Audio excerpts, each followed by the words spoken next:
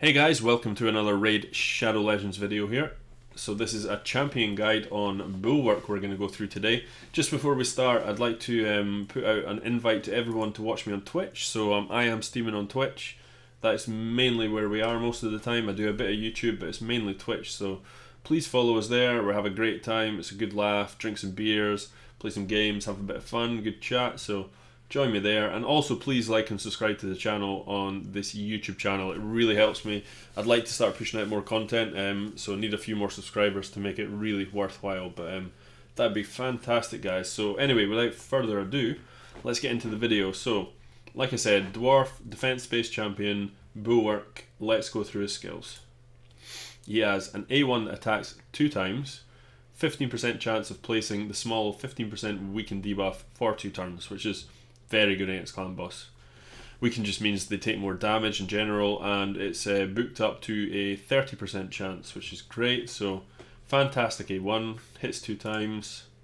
His A2 puts an HP burn on, so again, these are both really good debuffs against the clan boss. The HP burn is similar to poison, it's going to tick away, do damage over time, so fantastic. Really useful with debuff extenders, which I'm going to go into right now, as he is the only rare that's really got a usable debuff extender. He's better than all the epic debuff extenders as well, to be honest, because it's on a passive. So his passive has a 30% chance of extending the duration of all debuffs on the attacker by 1 turn. Now you can put this up to 35% with the Masteries. Very, very good ability, this. It's really important to note though with Bulwark, you should really only be using them on clan bosses once they're 50% HP or less, because once they get to 50% HP or less, the clan boss will hit them twice, so you'll get a double hit, so you'll have a double chance of proccing this, and it does work. I mean, I've seen it hit, well, proc twice pretty much all the way through the fight before, so you're constantly jumping up maybe 2 ticks on every single debuff when this hits. So it's really useful using them at 50% or below. You can still use him on the top half, because he does put in damage, and he's also got the 2 debuffs that really help, but this really shines when the clan boss is 50% or below, so definitely worth noting this.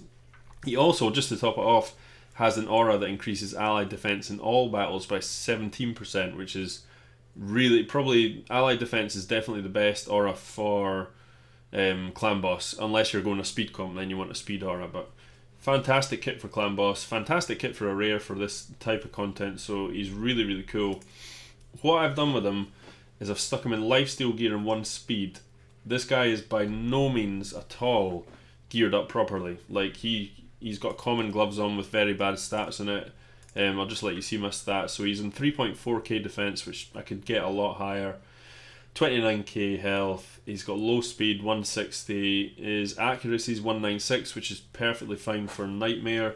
Not really ideal. Ultra Nightmare, you want to get him up to about 220, 230. This guy isn't actually in my Ultra Nightmare team, ironically. I've got a better team now, so I don't use him in Ultra Nightmare, but in Nightmare this guy can push out. I've pushed out 30, 35 million keys with this guy, no problem, and that's with this gear on. So as you can see, half it's not even leveled up. We've got defense gloves, defense chest, speed boots, pretty standard stuff. Not great substats on them. As you can see, I've got flat defense, useless flat attack on these. Here I've got another flat attack, I've got a flat HP. These gloves have got a flat HP. I mean, they're just not good gear, I can't stress that enough. But I still was able to do crazy damage with this guy, so he is that good. If you took the time to really level this guy properly, and gear him properly, you could do some serious work with him. Definitely Ultra Nightmare viable. I was just trying out other champions at the time. But yeah, speed gear. Ideally, the stats you want on him, you want good speed, you want amazing defense, loads and loads of defense. Accuracy, probably 230 for Ultra Nightmare's safest. That's really what you're looking for. And your speed, I mean, if it's Ultra Nightmare, depending on the type of team comp you're going, it's going to vary really. There's loads of different ways to do it. Obviously, like counter-attack teams, you're wanting to kind of speed tune your team. If you're just going for a speed comp, you want to get as fast as possible, probably like 230 plus really if you can. The defense, realistically, like 4.5k would be really good if you could get that. Yeah, and decent HP as well. You need a bit of HP in the clan boss as well as the defense to make you more survivable. So accuracy banner definitely, and rather than crit damage on the amulet, you probably just want to go defense all the way. So that is that there. His masteries. Now, this isn't a given. You can go any masteries you want. Don't just blindly copy me, but this is pretty generally useful for clan boss. I tend to do this build a lot just for general clan boss champions. So you're going obviously crit rate, crit damage, move down all the way into War Master. Now, War Master is going to give you those extra procs for big damage. Really pushes your clan boss damage up. So definitely what you want on this guy. If he was an A3, a 3-hit A1, sorry, you would definitely put Giant Slayer on. But because it's just a 2-hit A1, put War Master on. It's more beneficial. I've gone down the accuracy tree just because I want to land my debuffs, and also I really want to get Master Hexer. That's really the main reason I went down the accuracy tree.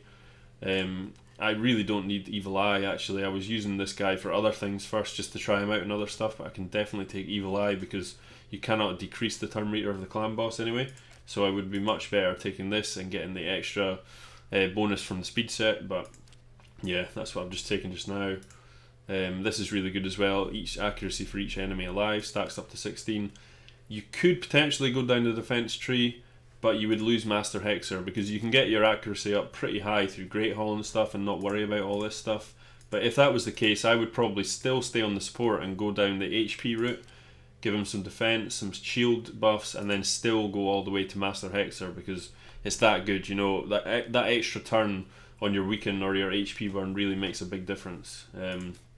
So that is his masteries.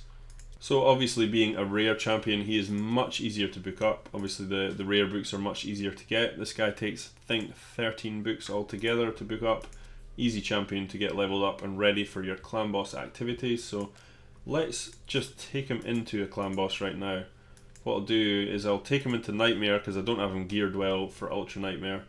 I'll need to spend some gems on a key for you guys, that's no problem. I don't mind doing it for content. Let's go take out... I've been playing a bit with Frozen Banshee, incidentally. She is the best rare in Clan Boss, but I'm going to do a whole separate video on her. But you're probably going to see her here, how much damage she can do. But I'm going to use her as the Poisoner. And I'm going to use... Yeah, where's Bulwark? Bulwark has gone missing. He's got... There he is. I'm going to use that, and I'm going to use a counter attack in... So yeah, we're going to speed lead to get a bit extra speed here, take more turns in the clan boss. I've got Krisk for my attack down and defense down. I've got Skull Crusher for my counter attack. Frozen Banshee is the Poisoner, and he is my debuff extender slash weaken, all that kind of stuff. I'm just going to run this on auto and see how it does. I've not actually played out this team composition, I don't think, on auto on Nightmare before, so what we'll do is we'll start it off. Now, I'm just going to run through a little kind of rough guide of what these guys do, then I'm going to hit auto, and then we'll just zoom through it and see what it does. So, at the moment, we don't have an attack down and defense down. We only get that when the clan boss attacks us because of this thing, Krisk's passive. But we're concentrating on Bulwark here, obviously, but I'm just explaining how this all works together as a team. So, put my speed up, basically buff everyone up, give them a veil. Then we put this poison sensitivity thing down here. We put a counter attack up, and what we'll do is we'll put a weaken on as well. And there's the weaken, and watch this. Now you seen there, he attacked twice, and if you look, all those ticks went up. Obviously that counter attack's hitting when we put more on, but they should have all been 2. But the poison sensitivity went up 2 ticks, the weaken went up 2 ticks, everything went up 2 ticks. Which is insane. The only reason this is at a 4 and a 4 still is because he attacked again. That put up the debuffs from Krisk again. So as you can see, Bulwark is insane. That's a lot of debuffs he put on just for free. So I'm just going to run this on auto just now. We're going to see how this plays out, and then we'll get back to you at the end of the video.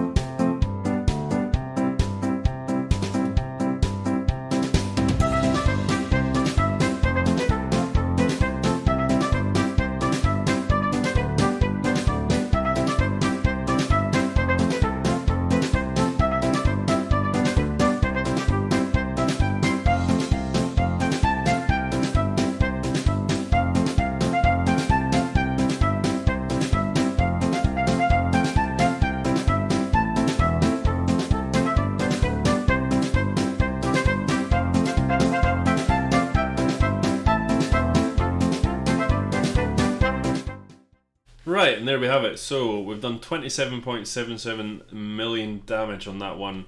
That's a pretty good run considering the bad gear I have on like most of these guys actually. Also, my Great Hall is not remotely finished yet. I've not done 27.77. Let's have a look at my Great Hall.